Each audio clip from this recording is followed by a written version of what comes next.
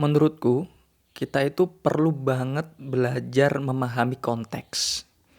Karena dengan mengetahui konteks, hidup kita itu bisa lebih baik lagi. Dan salah satu cara biar kita bisa belajar memahami konteks adalah dengan membaca buku berbahasa asing.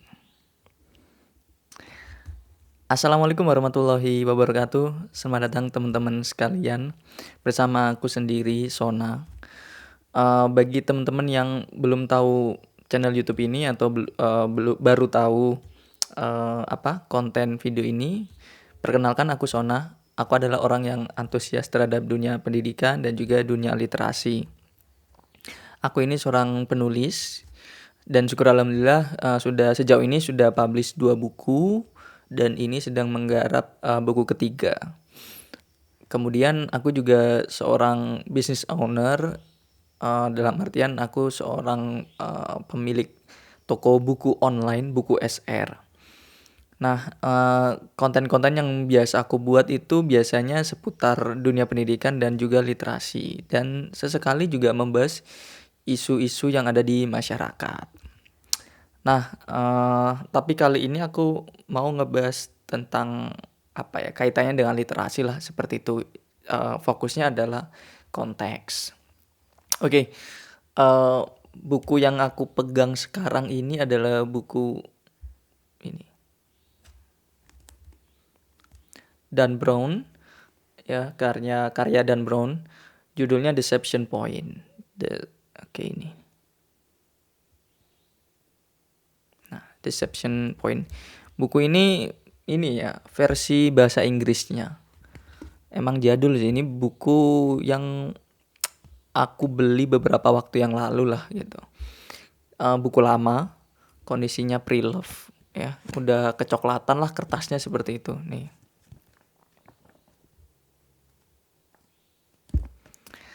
Sebenarnya buku versi Inggris atau berbahasa Inggris ini bukan ini ya, maksud buku ini tuh bukan buku satu-satunya. Ada beberapa buku yang sudah aku punya berbahasa Inggris ya. Buku yang aku pernah beli di Australia kemarin terus aku bawa ke sini pulang.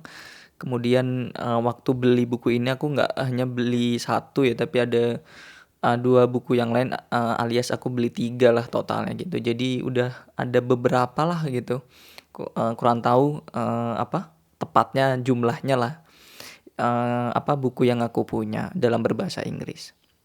Tapi emang aku suka membaca buku berbahasa Inggris. Karena ada kaitannya dengan ini ya, konteks tadi. Pentingnya konteks. Nah, bagi yang belum tahu, mungkin sedikit aku sampaikan kenapa sih kita ini perlu memahami sebuah konteks. Jadi dengan kita memahami konteks, artinya itu kita itu paham makna di balik sesuatu. Kita tahu maksud dari sesuatu. Dan ketika kita memahami konteks, artinya kita juga bisa menafsirkan sesuatu itu secara lebih akurat. Dan bahkan ketika kita memahami konteks, kita itu bisa meminimalisir kesalahpahaman, ya kan, miscommunication gitu loh. Jadi kan seringkali kita itu membaca sesuatu, ya mungkin membaca teks bahasa Indonesia ya, tapi kita tidak memahami artinya nih apa sih, maksud dia itu menulis ini tuh apa. Atau bahkan nggak hanya tulisan tapi bicara. Ada seseorang yang berbicara tentang A misalnya, tapi kita gagal paham maksudnya apa dari ucapannya tersebut. Seringkali seperti itu. Nah, itu artinya kita nggak memahami konteks. Jadi perlu kita memahami konteks biar kita itu bisa paham dia itu maksudnya apa, maknanya apa dia mengucapkan demikian atau menulis demikian. Nah, ini berkaitan dengan komunikasi. Kalau ditarik lebih panjang lagi ya hubungan antar manusia atau hubungan antara manusia dan sesuatu.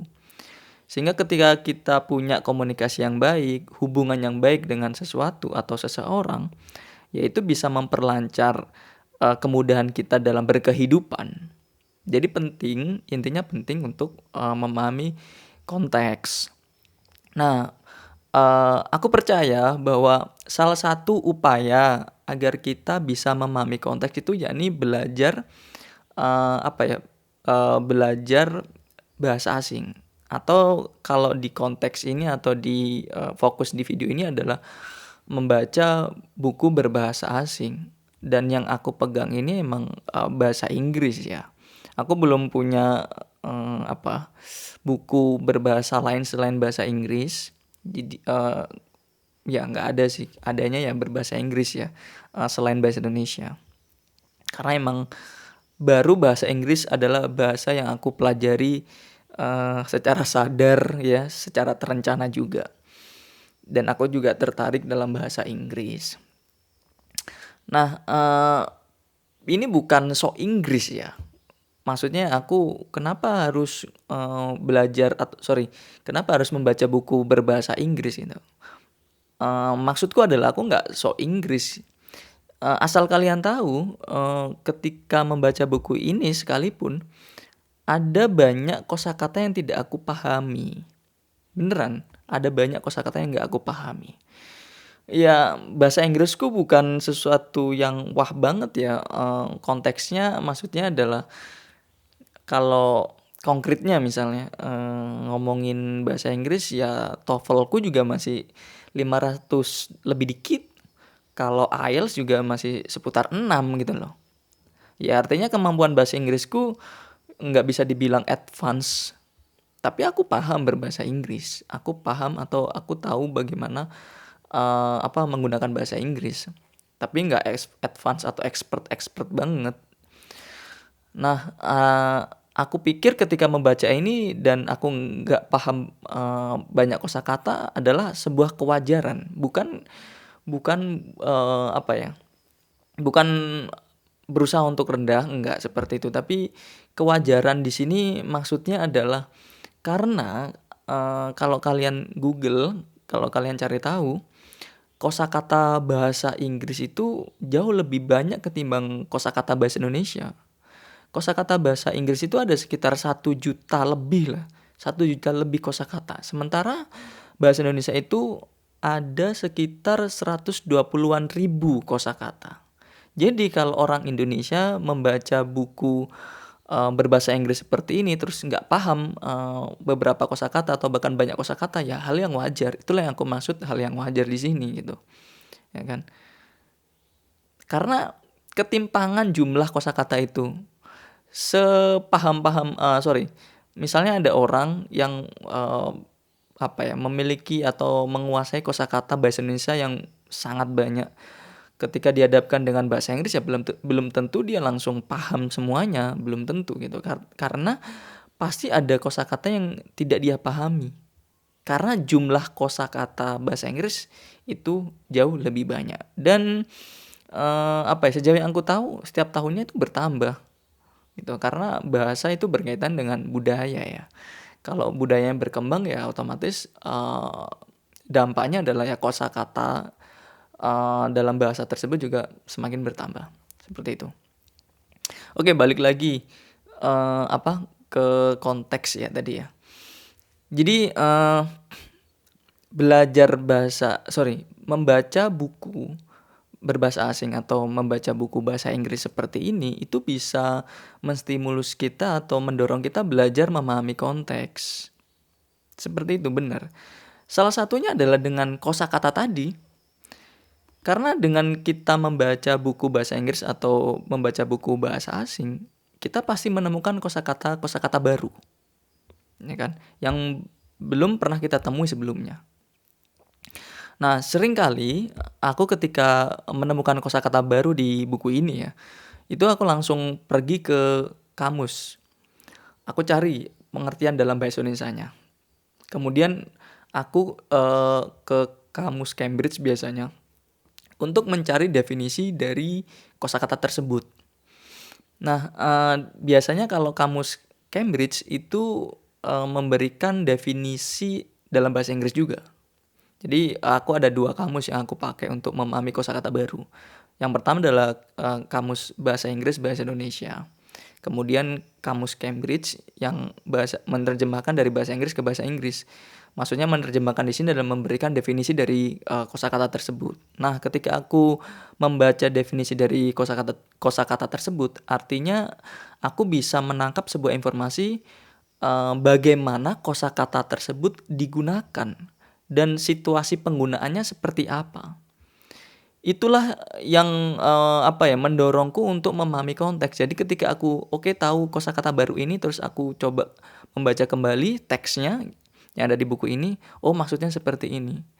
Nah, itu memberikan wawasan terhadap konteks. Konteks dari apa yang disampaikan penulis itu seperti ini. Aku jadinya paham, aku bisa menafsirkan, aku bisa mengetahui maknanya. Seperti itu. Aku mau beri satu kasus ya, contoh sederhana saja. Dalam bahasa Inggris ada kosakata get dan obtained. Nah, kalau diterjemahkan dalam bahasa Indonesia, kedua kata ini sama-sama diartikan mendapatkan. Tapi dua kata ini berbeda konteksnya. Get dan obtain tadi. Kalau get itu secara umum ya mendapatkan. Sementara kalau obtain ini mendapatkan tapi sebelumnya harus ada effort yang dilakukan oleh si pelaku. Sementara kalau get tadi tanpa ada effort atau usaha yang dilakukan oleh si pelaku, ya kita bisa menggunakan kata tersebut. Misalnya get ya, I get the money gitu. Jadi money atau uang yang didapatkan itu bisa saja diberikan oleh orang lain kepada si pelaku. Kita bisa memberikan get. Tapi kalau kita menggunakan kata I obtain the book misalnya, berarti cara dia mendapatkan buku tersebut dengan melakukan upaya atau usaha. Nah, kita bisa pahami konteksnya. Bagaimana si pelaku mendapatkan. Kalau pakai get berarti ya bisa saja tanpa ada effort atau usaha. Sementara kalau menggunakan obtain berarti ada upaya yang dikerahkan oleh si pelaku tersebut. Nah, berbeda halnya dengan misalnya ada kata lagi earn. Earn juga mendapatkan, tapi lebih menjurus ke arah uang seperti itu, earn the money dan seterusnya. Nah, itulah contoh kalau kita mempelajari kosakata baru. Ketika kita mempelajari kosakata baru dalam bahasa asing, alhasil kita bisa memahami konteksnya. Jadi, aku rasa ini adalah cara yang menurutku ampuh untuk kita melatih memahami konteks. Semakin kita belajar dari bahasa asing atau enggak, setidaknya belajar kosakata baru, tidak harus asing deh, bahasa Indonesia sendiri sekalipun. Tapi kuncinya adalah mempelajari kosakata baru. Kalau kita sering mempelajari kosakata baru, ya itu akan bisa menstimulus kita memahami konteks dari sesuatu. Oke, itu aja. Semoga ini menginspirasi, semoga juga bermanfaat, bahkan mendorong teman-teman untuk membaca buku berbahasa asing. Tidak harus bahasa Inggris, tapi mungkin bisa melaluinya dengan bahasa Inggris terlebih dahulu, karena itu yang paling mudah untuk diakses. Itu aja, dan kita ketemu lagi di video berikutnya. Wassalamualaikum warahmatullahi wabarakatuh. Bye.